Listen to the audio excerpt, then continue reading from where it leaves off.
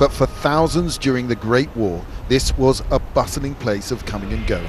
Folkestone Harbour was a key embarkation port, and a small canteen run by two sisters provided a cuppa and a bite, a taste of home. We're walking along the very platform that soldiers would have got off the troop trains.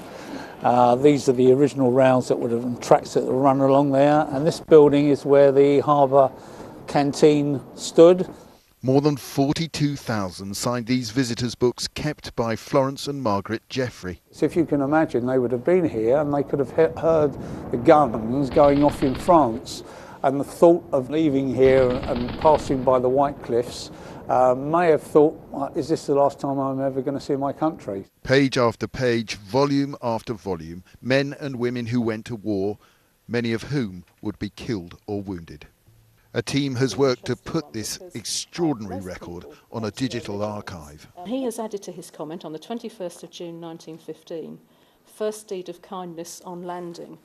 The originals at the Kent History Centre in Maidstone show famous names, Churchill, Lloyd George, alongside those forgotten by history. Many of these men would have left school probably at the age of 12, and you get the impression that the writing was a bit of an effort for them. But nevertheless, they, for whatever reason, they made the effort to record their names in this book for posterity. You have the feeling there are more than a few ghosts here. Robin Gibson, BBC South East Today, Folkestone.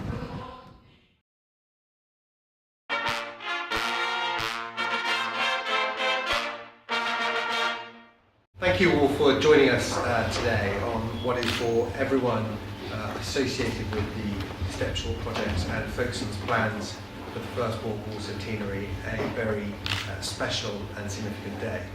I'd like to say a little bit about the reason why we're all here, the visitors' books and their story, and the project that we've been engaged with over the last 6 or 7 years. And in these visitors' books they sign their name, their rank, their regiment, and on that particular day we have that moment in time where we know they were there in the harbour in Folkestone preparing to leave to France. And Charles Ferd brought to our attention the existence of these books, which had been kept previously as part of the collection of the old Folkestone borough, and they've been transferred to the Canteen archives at Whitfield, and there they had stayed in a series of bound volumes for very, very many years. The index will be available online today through the Step Short website, stepshort.co.uk. Anyone who is a member of Step Short can have free access to the books, to view the pages, to search the index, so you can see if your great-grandfather is in the books.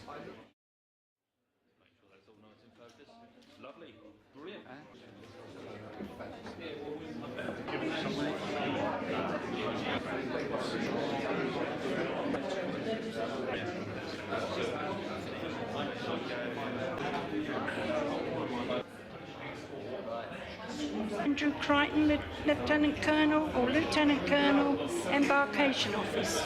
He was the first one going through Embarkation Office.